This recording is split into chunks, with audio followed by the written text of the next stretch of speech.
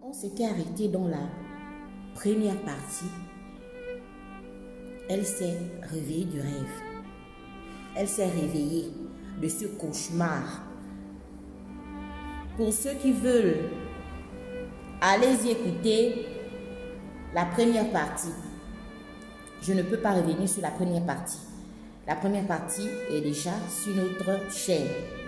Elle s'est réveillée du rêve, bien aimée dans le Seigneur. Elle a réalisé qu'elle n'était pas dans l'endroit qu'elle venait de voir, mais elle était dans sa chambre. Elle a continué à vivre sa vie comme si de rien n'était. Normalement, c'est normal. C'est un cauchemar.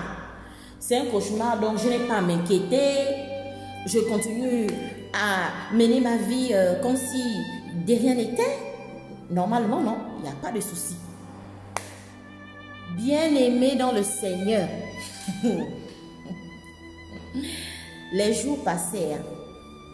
Les semaines passèrent. Dans le pays, il y a eu une grande campagne sur Octobre Rose.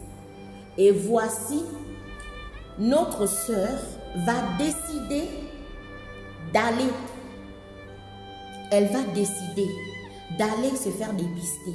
Vous savez que quand c'est Octobre Rose, toutes les femmes qui aiment leur corps, qui aiment leur santé, voilà, donc c'est une opportunité, vu que c'est gratuit, d'aller se faire dépister contre tout ce que vous connaissez là, que je ne peux pas citer ici.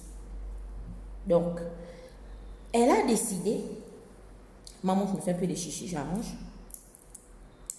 Elle a décidé d'aller se faire dépister. Elle part au centre de dépistage.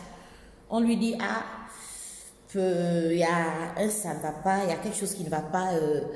Donc, il faut aller voir un médecin, un spécialiste. Donc, toute confiante, elle part et tout. Le médecin lui dit, madame,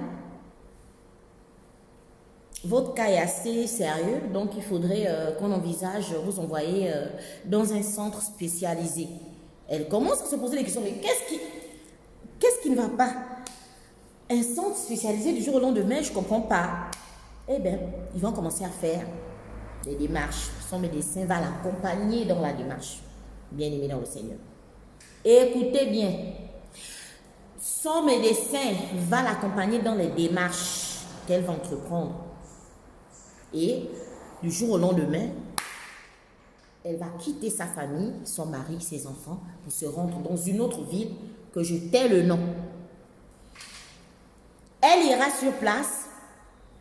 Arrivée sur place, qu'est-ce qui va se passer? On va l'accueillir. Le médecin sera avec elle. Donc, va l'amener jusqu'à ce centre. Le médecin l'accompagne, bien sûr, comme la procédure le dit. Donc, elle arrive sur place. À sa grande surprise, elle se rend compte que l'endroit où elle est, déjà la forme de l'endroit où elle est arrivée avec le médecin, c'est une forme arrondie. Bon, jusqu'à présent, elle dit, bon, ça peut être un hasard. C'est bien, elle rentre, voilà, ils font la paperasse, on le pose au comptoir. Il y a une dame qui a un grand cahier, qui l'enregistre dans le grand cahier. Donc, on l'enregistre dans le grand cahier. Et voilà que, ensuite, son médecin lui dit, bye bye, au revoir. Ne t'inquiète pas, je vais t'appeler pour prendre tes nouvelles, t'inquiète pas, tout va bien se passer. Elle a abandonné elle-même dans un endroit inconnu.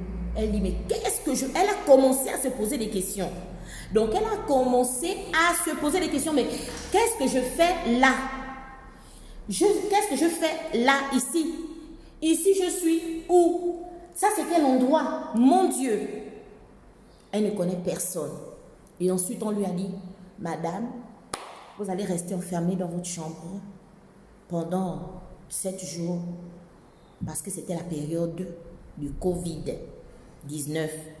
Je sais que vous tous, vous connaissez cette période où, quand même tu voyages, on te laisse en confinement pendant même parfois 2 semaines dans ta chambre d'hôtel, tu restes en confinement pendant même 2 semaines, tu ne sors pas parce qu'il faudrait qu'on fasse des tests, etc. Elle a subi ça. Donc, on lui a mené sur place, là-bas. Elle est restée dans la chambre. On présente la chambre. Pendant qu'elle marche pour aller rejoindre sa chambre, elle se rend compte, il y a des compartiments à gauche et à droite. Il y a les compartiments. Elle dit, mais les compartiments là me rappellent quelque chose. Les compartiments me rappellent quelque chose. Je suis où? Elle a commencé, le cœur a commencé à battre. Je suis où? Les compartiments. Elle regarde les compartiments. Elle regarde les tableaux qui sont affichés sur les murs. Ce sont des tableaux des gens, des rites traditionnels, des masques, vraiment des rites en grand caractère avec des yeux rouges. Donc, imaginez-vous un peu, quelqu'un qui a déjà, donc du coup, dans sa tête, oh, ça a commencé à pas bien tourner là. Je suis où là? Je suis où là? Je suis où là? Est-ce que ça c'est quoi? Et l'esprit commence à la ramener au songe qu'elle a fait. Attention, tu as fait un songe ici. Dieu ne fait rien sans avertir à son serviteur le prophète. Oui, hein, c'est écrit dans Osée, quelque chose comme ça. Arrive-t-il un malheur dans la vie si l'Éternel lui-même, il ne vous avait pas déjà averti? Dieu ne fait pas des choses il va te surprendre. Il t'avertit. Elle commence à se souvenir. On monte sa chambre. Elle voit, c'est une belle chambre comme une chambre d'hôtel. Ce n'est qu'un leurre. Ce n'est qu'un leurre. Ensuite, elle est restée là-bas. Elle est restée là-bas. Donc, ensuite, un jour, ils ont décidé, les gens des services d'ératisation, etc., ils sont venus pulvériser les produits dans le but de désinfecter. Donc, on lui a dit, madame, vous allez sortir d'ici et vous rendre sous la tente. Oh. Vous allez vous rendre sous la tente. Bien aimée dans le Seigneur, elle va se rendre sous la tente. Hein. Elle quitte sa chambre. Depuis là, elle n'a pas encore rencontré grand monde. Hein. Elle est dans un endroit qu'elle ne maîtrise pas. Il y a des masques, il y a des compartiments. L'endroit a une forme arrondie. On enregistre son nom dans un grand registre. Elle se pose mille et une questions. Je suis où? Bien aimée dans le Seigneur.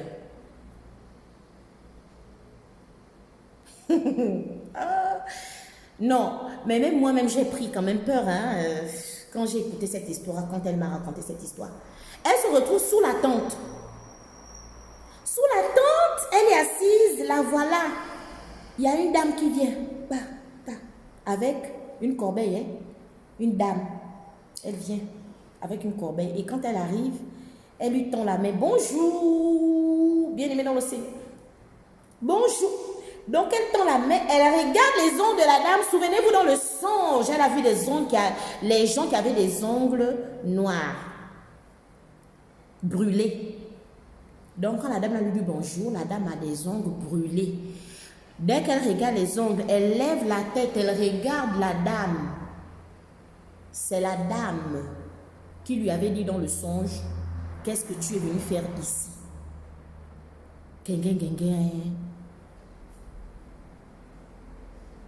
Elle panique. C'est normal. Elle panique. Ah! Mais elle lui dit, c'est quoi? Ah! Elle panique. Mon Dieu. Après, elle est tentée de dire, maintenant, dans son esprit, elle se dit, Seigneur, si c'est vraiment ce que j'ai vu dans le songe, laisse que je rencontre également le jeune homme qui m'a dit que non, ta place n'est pas ici, avant même que la parole ne termine de sa bouche, avant même qu'elle ne finisse de prononcer la parole, mais pourquoi je ne vois pas le monsieur qui m'a dit que ma place n'était pas ici? Si c'est vraiment le songe là, avant qu'elle ne termine, elle voit, un cœur lui dit, jette les regards à gauche. Quand elle regarde, bien aimé dans le Seigneur, c'est le jeune homme qui est en train d'arriver avec sa petite amie. De ses yeux, elle voit. La suite sera forte. Restez connectés.